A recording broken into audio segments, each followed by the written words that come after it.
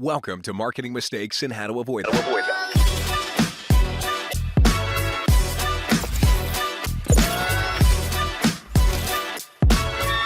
Here's your host, Stacy Jones. Welcome to Marketing Mistakes and How to Avoid Them. I'm Stacy Jones, and I'm so happy to be here with you all today. I want to give a very warm welcome to Joe Ardeeser.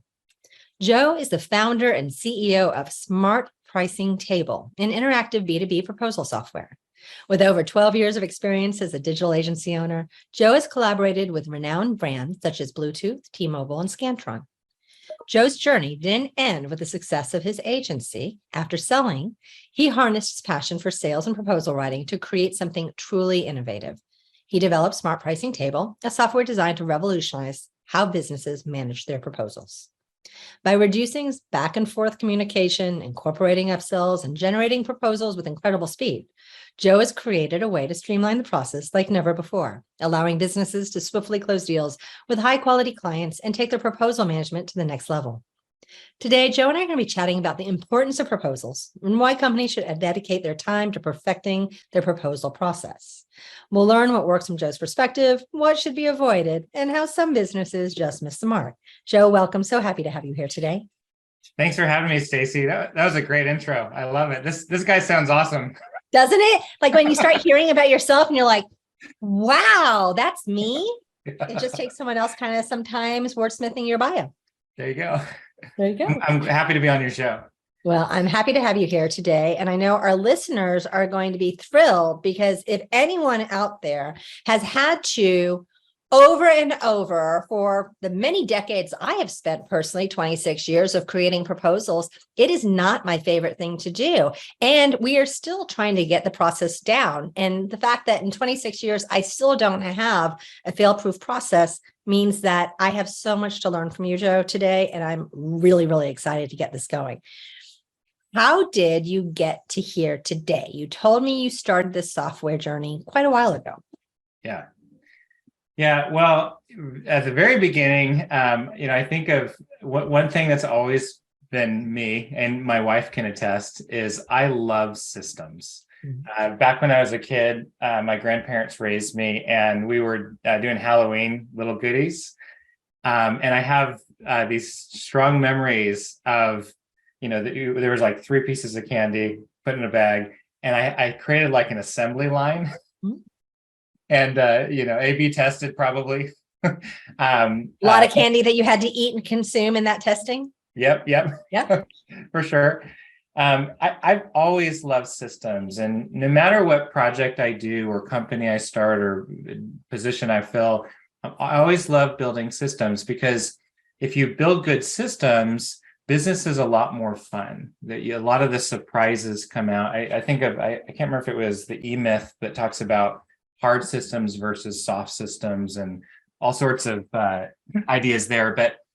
But when it comes to Smart Pricing Table, I had a web design agency for about 12 years, and I was using a big box provider for many years.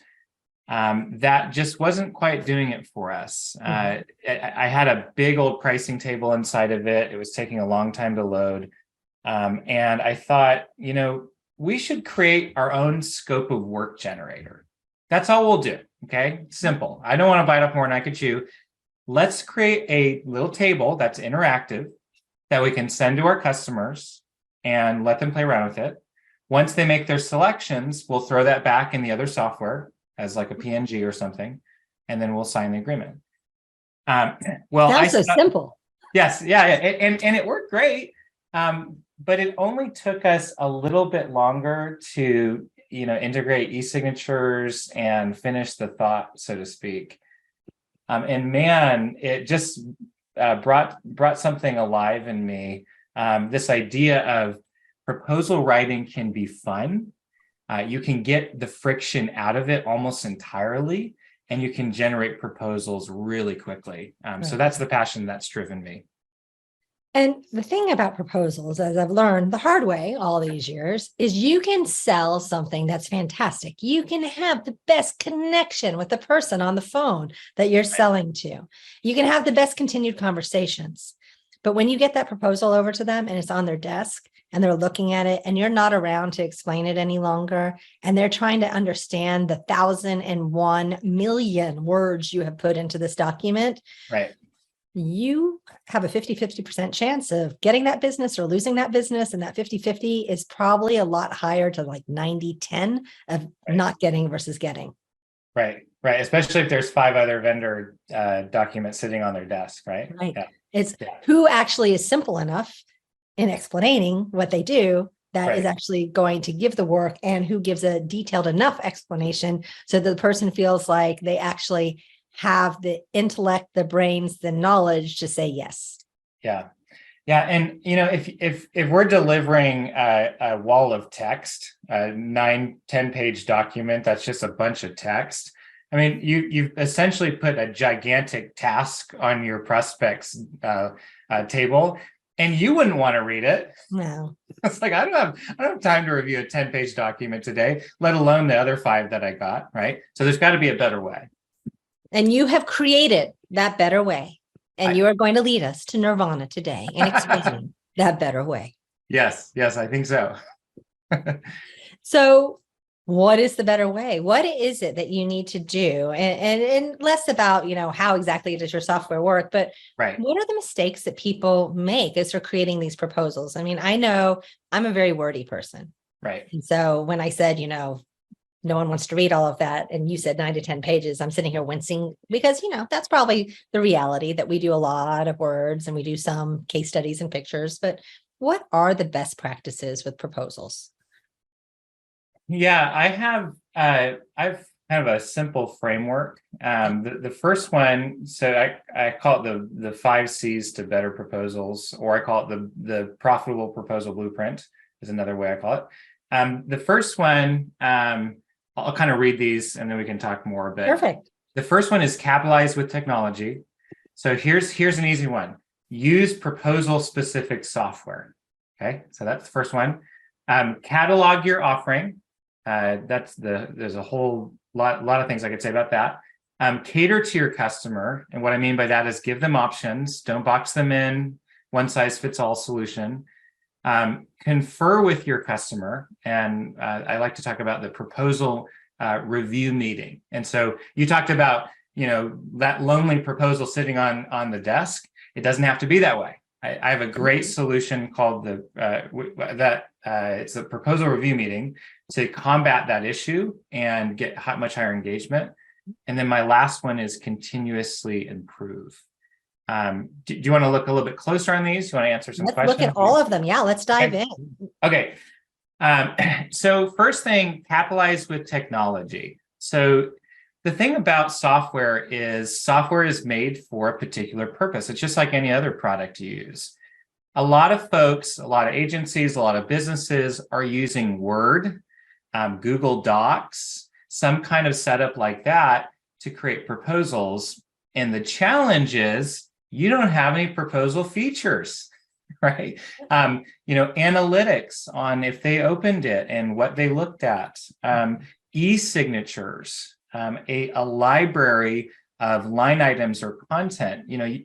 Word and Google Doc are great, right? They have their purpose, but they're not specific enough. And so if you have proposal specific software, you're going to get a whole suite of features and options that help you those proposals.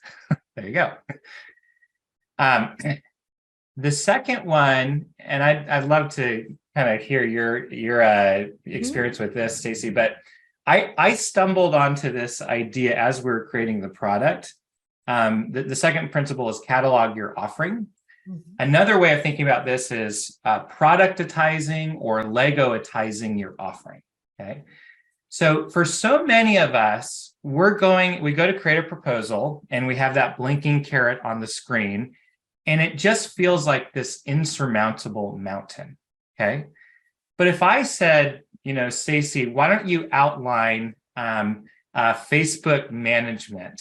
Outline that. Let's not talk about your whole proposal system and like revamping everything, but could you write down what you did social media management, how many posts that would include, what are some of the limitations, those kind of things. That's a fairly straightforward task. And a lot of people like that kind of stuff because they're thinking about their business and they're defining it. So the And idea ChatGPT is, can help you out right now with that, by yes, the way, to all of our listeners. Great usage of AI yes, technology for this. yes. And funny you say that, because I have some sample proposals on our website that are most like 95% ChatGPT. Yeah.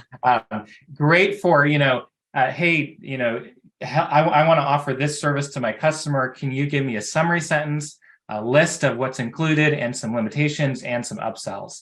And it kills it. So, yeah. So listen in, ChatGPT, we're telling you right now, this can help you with your proposals. Sure. Yep. Definitely. I would say that, productizing your offering is just so huge, though, because if you think of your service offering more like products on a shelf that you can simply grab, all of a sudden creating a proposal isn't drudgery. It's simply grabbing this product that can benefit your customer, this product that can benefit your customer, and then just tweaking it for them, right? You're not having that mental stagnation. You're not having that block that comes from having to define things every time, because you do it once. Of course, you improve it, and then you use it over and over. Yeah. Okay. Cater to your customer. So another big limitation of software like Word or Google Docs is that it's not interactive, right? I think we're at a place with technology and with business where customers kind of expect to have some level of interactivity. They like to have options. And so just an example within our platform, you can have line items be upsells, but you can also have upsells inside of line items. Okay. So think of like a blog, maybe someone's, I'm from the digital marketing space. So those are my examples. Think of you're selling a blog for say $1,000. You're going to set it up for your customer. And then the upsells might be MailChimp integration, $250. Author bio pages, $450. Imagine if with your service offering, these line items that you're saving, you're defining and saving, what if you could also have little upsells that get your base price down if you need to, and give your customer a part of the experience. They get to help design the price and the scope. We found that was huge at my former agency. Yeah, it's true, because people don't want a one size fit all, and they want to think that you're coming to them as an agency with insights and knowledge that you're not just taking out of a customized, already not a customized, but an already set box that you're going to unveil. Right. Absolutely. Yeah. I love sharing this story. I once had a prospect that said, hey, I have $25,000 max, and I won't talk to you. I can't talk to you. Wow. You've already said, let's not meet. Yeah. And $25,000 for a website, that's somewhere in the middle. I mean, you can spend hundreds, but that was our minimum. And so I was a bit hesitant to put the work into writing a proposal. Yeah. But since we had a really good system and we could simply grab one of our templates that had lots of interactivity on it, I said, hey, I told my sales guy, spend no more than 10 minutes creating a proposal and let's chuck it over the fence. I usually hated doing that. I want a chance to present it, right? But we needed the work. So he did that. Didn't hear anything for 2 weeks. And all of a sudden, out of the blue, got a signature request for a $34,000 contract. They upsold themselves. And here's the key, Stacy. If I went to you and I said, Stacy, I know this somehow, but I magically need $9,000 extra from that $25K budget to make you happy, you'd say, you're a sales guy, get away from me, right? Hey. But if I let you, if you upload it, or if you make those changes yourself to an interactive proposal, it's prudence, right? It's there's all sorts of things at play, but it leads to greater satisfaction, less buyer remorse, and my favorite, no sales. And do you find that, especially on services that can be a little more complicated, because we're not talking here about creating a proposal for something that really is, this is the base.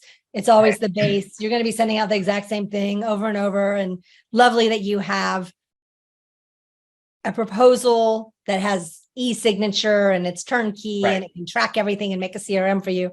You're really talking about where you have a professional service business, where you have a lot of add-ons and widgets and things and special little Tinkerbell sparkly opportunities that you can actually go in, where it's actually hard sometimes crafting a dumbed down proposal because you want to go so soup to nuts with everything. But you are creating it where there is a base and then all the add-ons on top of it that might still get to that soup to nut proposal, or there's a commodity of savings along the way with each of these little add-ons that you do, so that you really, really can make sure that your potential customer thinks that you have exactly what they need. Yeah. And when you break it down, it's more digestible, right? If I've got a gigantic meal in front of me, I might think, oh, that's too much. If I eat little bits at a time, my wife can attest, I'll end up eating more than that plate, right? So accessible, digestible, understandable, those are all really important so that you're not overwhelming your prospect with just a bunch of content. Another thing I'll say is, one of the things I hear a lot is, well, Joe, everything we do is custom. We wouldn't line item things out like you described. And what I always push back a little bit on that. And basically what I found is, if you are looking for patterns, you generally find them. Most of our business has patterns. And if you don't have patterns, I'd say get some. Because if you're doing something completely different for every single customer, one of the big challenges you're going to have is you will never build intellectual capital, right? If you're doing everything's different all the time, you're learning this new skill and you're throwing it away for the next project because it has no value. And so I've really pushed back, as I've had those kind of discussions, look for those patterns because they start to emerge. Even if you don't have maybe social media management is something that you offer folks and it's different every time. Okay, well, is it 20% different? Could you have a line item where you're still spelling out the basic offering with some things that you can tweak, some basic upsells, some basic limitations, and then you could always adjust the price? I would argue there's all sorts of those patterns if you have the eyes to see them. And so with that, the patterns and the eyes to see them. So I know that I've created proposals that have little add-ons. So as you're reading, you're able to see the charts, and here's the strategy base fee, and here's this service add-on, and this, and this, and this, and this, and this. And what I get a lot of times when you do this just in a general PowerPoint presentation, a Canva presentation, and you spell out all your pricing, you get a lot of raised eyebrows and kind of blank stares because people's brains don't compute that in general. So there's a special way that you actually need to feed this to people to have them understand, versus saying, I have created the largest ever page with arrows and diagrams leading you to all the ways that you can build it up, because people can't figure that out. Yeah, and I'd also say, like, if you're presenting, like, I think presenting the proposal is so important. If you're presenting it and what you're presenting is a PDF or just a long document, you're gonna lose people. That's like having, this is like one of the number one rules with PowerPoint is you don't have more than like 6 bullet points on a particular slide. People are gonna fall asleep. And a lot of proposal review meetings, which I love, are that. It's like, I can't read the text, it's too small, and this is not engaging at all. And so the interactivity level or the interactivity item, being able to, with our system, you can open and close line items so that you can look at one at a time with the customer. You can turn things off and on, and then you'll see prices update on the top right. Like, that interactivity has stimulus, right? I saw the price go up, or I saw the price go down, or you're focusing just on that line item. So you've got my attention and I can zoom out all the noise. which just leads to a much more effective review. And then what else do people do wrong with this? Yeah. Okay, I'm going to steal from Jason Swank. A shout out to him. He's great. He's actually a marketing agency coach. I used to subscribe to some of his stuff. I have some of his materials as well. Yeah, he's awesome. So he talks about chucking proposals over the fence as one of the biggest problems that businesses can struggle with. So what I recommend, so the problem is I spent all this time on this proposal. Well, first off, you can fix that. I don't think it has to take forever, but I spent all this time on this proposal and I chuck it over the fence, only to have them ghost me, and I get really discouraged because I'm doing all the sales activity and I'm not getting any fruit from it. Okay. Well, here's what you got to do. Stop chucking proposals over the fence because you can't see over the fence. You don't know what they're doing, right? What I suggest is a proposal. Typically building a bonfire with them. Yeah, there you go. Yeah. So what I suggest is the proposal review meeting. And I'll tell you exactly how I've done this in the past, and it works fantastic. So the first thing is you obviously have a sales discovery call where you go over what the prospect needs and why they're reaching out, all that kind of stuff. Then after that, say 30-minute meeting, you say something like this. Well, Stacy, thank you for downloading all that to me. The next step in our process, I'd like to schedule a proposal review meeting. It's about 20 minutes. And then I would bring up my calendar, Stacy, so that you could see it in Calendly. I'd put it in your time zone. And I'd say, you could say something like, how's next Tuesday looking, right? I remember. So share your calendar so they can see your calendar. Yes. Yep. So you're sharing it, putting it in their time zone. And the acronym for this is FAMBAM. From a meeting, book a meeting. Okay. And do this on your next meeting. Do this forever, right? You book it right there. You don't ask them. You say it's part of our process, right? That makes it magical, right? It's like a concrete thing. It's part of our process. I rarely had anyone push back. If they did, I had to ask whether I wanted to create a proposal. Yeah. How interested are they in me if they can't give me another 20 minutes? Right. And it's going to take you, at least from what you're saying, up to half of that time just to do it. So why are you spinning your wheels for no reason whatsoever? Exactly. Yeah.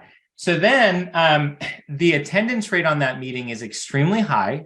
One, because you have something they want. And two, they don't get the proposal till after the meeting. You don't send them the interactive proposal till afterwards. Okay. The reason why the meeting is so important is because you don't want to just have them look at the proposal on their own and go away. Yes. You want to sell it, right? Stacy, here's what I've included in this proposal. Here's a basic layout. And by the way, I wasn't sure about whether I wanted to add this one, but I thought it might be interesting because we talked about this. Also, I put some additional items just to consider. Please know there's no pressure there, but if these are interesting, I'd love to talk. You can surface questions, overcome objections. You could even, if it's interactive, you can even check boxes with them, get a solid price, and you could even initiate e-signatures. The thing is, so many of your competitors aren't doing this, right? And I used to tell my sales guy, I said, every 20 minutes, they're on the phone with us. They're not talking to one of our competitors. Yeah. And if I want feedback all the time, if the fact that they're on the meeting, that's a good sign. The fact that they're liking it and they're lighting up and the price works, those are all good signs. I don't want a dark, unknown mystery of throwing it over the fence. Right. And that's really what happens most of the time. And it's so easy to have this phenomenal call and then just get ghosted. Yeah. And you're like, but why what happened? They were so into me. Is it our pricing? Is it they were just too shy to say that, that wasn't going to work for them? And you have no idea when you just are sending off into the silo darkness. Yeah. The proposal for the bonfire that they're going to be burning. Yeah. And I love, there's this idea, if someone's willing to pay for something, they're going to give you different feedback, different ideas. Yeah. Like you involve money and you change the psychology. With this particular thing, if you involve a time commitment, you change the psychology, because all of a sudden, if they're just being nice, they're not going to book time with you. right? So figure that out early on without having to ask like a direct question like, are you interested? It's like you ask a question like get the meeting booked. And if they don't, then that can give you some questions to uncover and save some time. Yeah. And even if it's just them saying, you know what, I'm not ready to book a meeting and spend more time with you, at least you know that they're not likely interested in working with you right now. And you've saved time, and it's no skin off your nose because it was just a cold call or a warm inbound call before. And fine, they might pop up again in 3 years. Yep. And maybe you decide to not make a proposal and you save extra time, or you make it, but you make it quickly, knowing that they're not that committed, and you don't mentally go there. You don't stress about it. You don't take that money to the bank at all, right? You just say, hey, there's a potential. They got a proposal. We'll see. And so from there, what do you do? So you've had the meeting. It's fantastic. They loved you. Right. And you do have the e-sign on your software that you could do right then. But sometimes it doesn't go straight to signature. Sometimes you have a fantastic proposal meeting and walk through, and then they ghost you. Yep. So a couple of things. One, this is where proposal software is so important. If they open it in 2 weeks after being quiet, you probably want to know about that, right? If they're interacting with stuff, turning things off and on, looking at different offerings that you have, you might want to know that. And that could lead to a well-timed sales call, right? I reach out, maybe, so I found that getting to someone before they go on a vacation could mean the difference, right? Getting someone before the weekend could make the difference. If they're engaging, you got to know, and you'll never know that with generic editing software. The other thing is, I think it's important to ask questions during that proposal review meeting, like, what's the next step in the process on your side, right? Understanding who the decision makers are. What's the urgency as far as time? Maybe they're 3 months away and you just there's nothing you can do about it. It's like, okay, at least mentally, I'm not going to bug them in a week. Give them a couple weeks, a month or something like that. Ask questions like, what's driving this timeline? What happens if we don't do this? If we don't do this project, what are the consequences? Really try to understand the buying process, the decision-making process that they're going through. I think that's really huge. And then I'm going to reference a previously referenced acronym again, FAM BAM, right? On that meeting, book a meeting, right? So if I'm talking to them and I'm asking some of those questions, I'm saying, hey, what's the decision-making process? Then I'm going to schedule a meeting to just check in. Okay, hey, could we have a 15-minute check-in in 2 weeks? Now, if you have nothing new for me, Stacy, that's okay. We have a lot of different projects in the hopper, and I like to stay in close connection because, as you can imagine, timelines can be kind of hard with project-based work, and I want to make sure that we can get you in, okay? And that kind of alludes into the urgency factor too, right? And losing out, because you've now just repositioned it that we can hopefully get you in, might mean that we're not going to be able to actually take you on as a client when you're ready to be taken on as a client. Right. And hey, it's not that we're too small, it's just we're busy.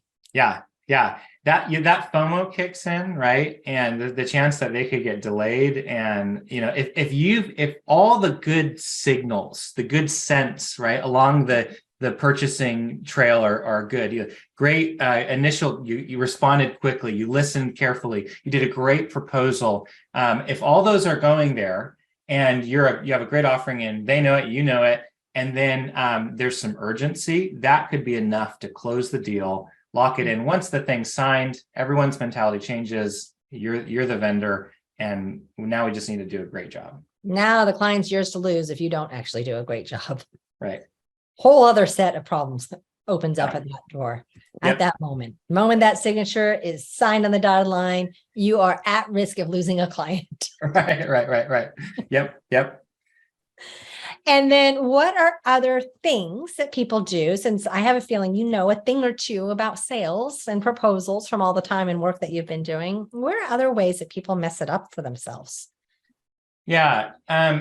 I would say, and actually this will kind of tie up the knot with my 5 C's. The last one is continuously improve. And I'd say what people don't do is they don't learn from their mistakes. But one of the challenges from learning from your mistakes is if you don't have somewhere where you're tracking those mistakes or changing things so those mistakes don't happen. Well, there you go. Of course, you're going to make the same mistakes because enough time's going to go by. You're going to forget about the pain. You're going to do it again, right? Okay. So, or a new person's going to come into your agency or your company, right, and they're not going to have the plethora of information because you have not documented it. Right. And they're going to start making those same mistakes that you already paid for someone else to make. And they're going to start the whole process all over again. Yes.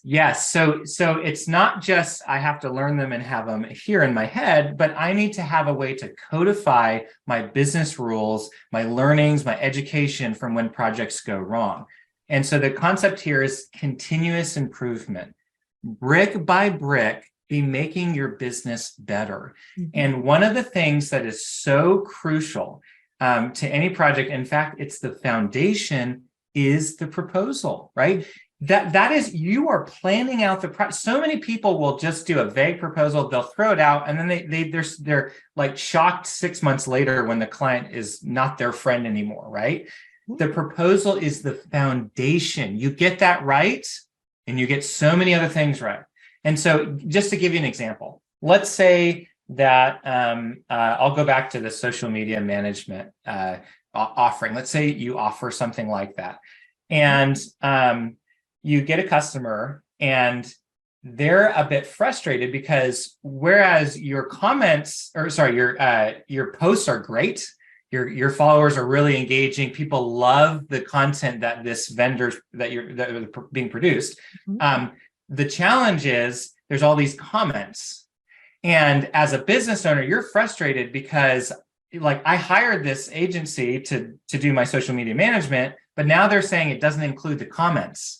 But the comments are so important because as it's become, people realize in the last few years, comments are a huge part of algorithms in social media. Mm-hmm. And so you've got to engage with your followers, and that helps it go viral. Okay.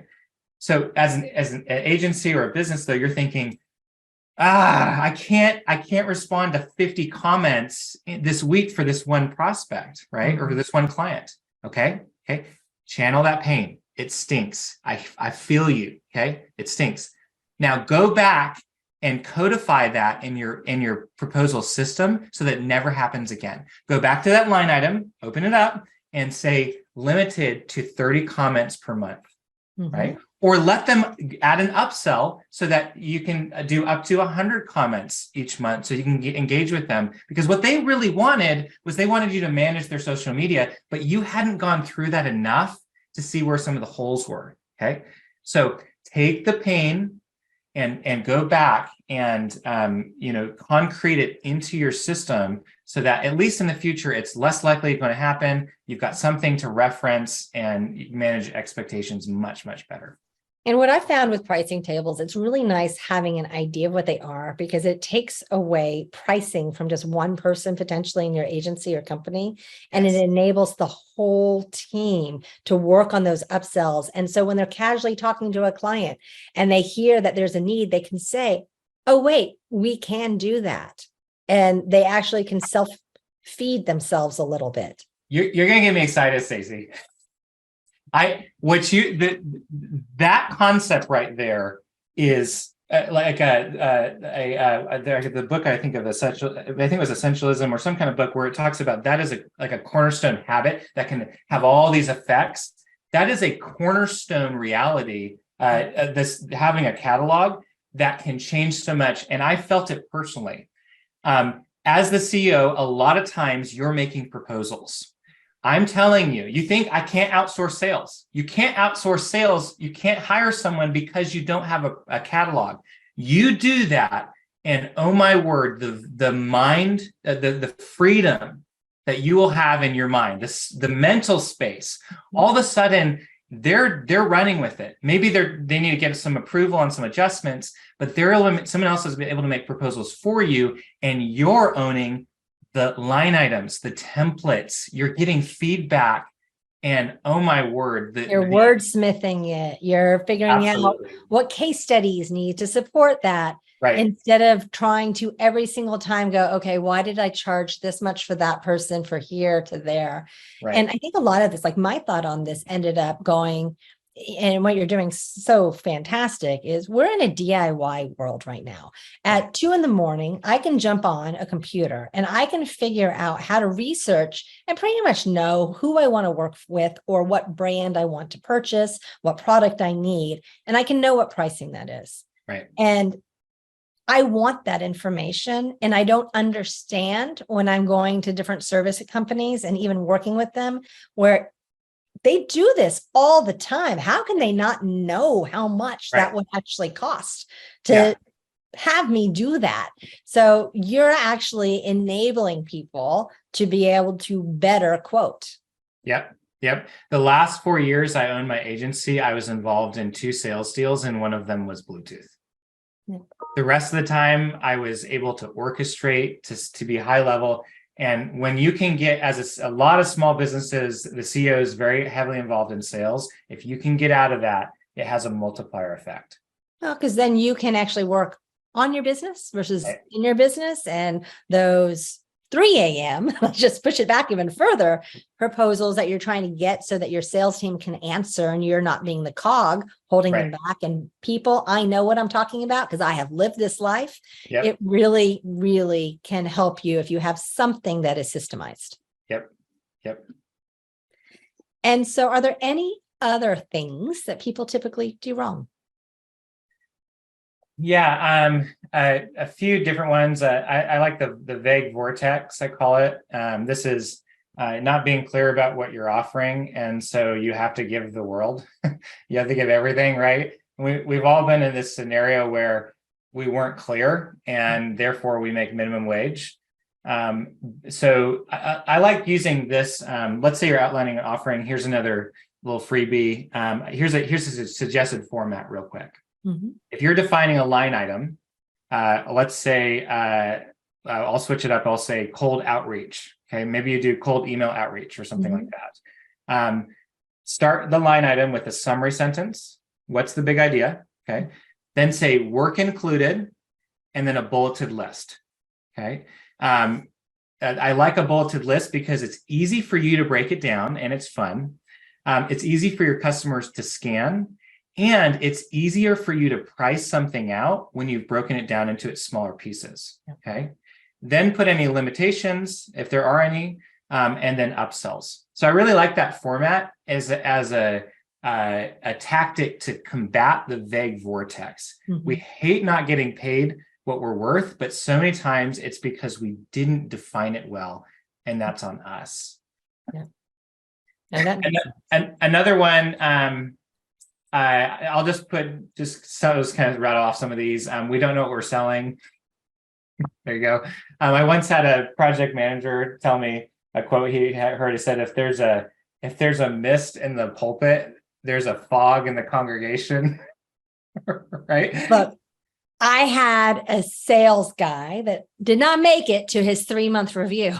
Yeah. Where in his exit interview with us, he said, well, I just don't really understand why anyone needs to hire our agency. They should be able to do this themselves. Yeah. And what we do is so frigging complicated. Right. I am just like, you were with us almost 3 months. Huh? Right. And that happens. That's legit. Right. You cannot help that with some of your employees, Yep. or team members. Their head is just not wired right. And if you have a system in place that's simple and the pricing structure's there, maybe they'll connect the dots better. Yeah. If you are selling some kind of professional service, I'll totally switch it up, say a cleaning service or something. Mm-hmm. If you don't know what you're actually going to do when you show up to clean for this recurring cleaning schedule or something, you better believe your client has no freaking clue, right? And again, that's on us. And it's kind of connected to the vague vortex. Be detailed enough so that you've established the spirit of the work, right? You don't want to be so granular that it's like overwhelming, right? That's too much. And you don't want to be too vague, but you want to be detailed enough so that the spirit of the work, the scope, the size is established, and you have handles to grab onto and say, well, I can do a little bit more, but really all that's included in this is this and this. It's written down. No issues, right? No arguments, no risk at a bad review. You have some handles to grab onto. Expectations were managed, and you're in great shape. Joe, where can our listeners find Smart Pricing Table besides typing in smartpricingtable.com, which I'm sure you say. Hey, you stole my thunder. There it is. Yeah, smartpricingtable.com is where you can learn more about our product. I also have a free guide called the Profitable Proposal Blueprint. It's high level, but really helpful, and actually outlines, if you like these principles, I actually stole them from there. I stole them from myself, of course. So download that. If you're interested in some of the ideas we've talked about, I've talked to Stacy about here today, schedule a quick demo with me. I don't care if it's tire kicking. If this is an intriguing way to write proposals, I'd love to give you a quick 15-minute demo of our software to see if it would be a good fit. I'm also on LinkedIn. I like when I can doing proposal advice on posts and have a pretty big following on there as well. Well, Joe, all of that is fantastic. I know I'm booking a 15-minute meeting with you because we need help, just like I think most agencies do. I think there's very few people who are out there who really have this dialed in and figured out, right? Because it's very easy to be inside your own head and see your story so clearly. But having that story and that benefit of what you do as a service professional actually understood by others, you have to really simplify it down enough and chunk it down where anyone can read and understand that. And that's fantastic that you've come up with a system that helps people do that. Yeah. Awesome. I've had a great time, Stacy. Thanks again for having me. Of course. Is there one last parting advice you would give to our listeners today? Yeah, let me, I want a good one here. Let me, Joe is prepared. I got a good one. Come with notes. He is ready. I got a good one. Okay. All the stuff that Stacy and I talked about is important, and for something that you may not be thinking about. Okay. And it's a higher level thing, but this is all so connected to it.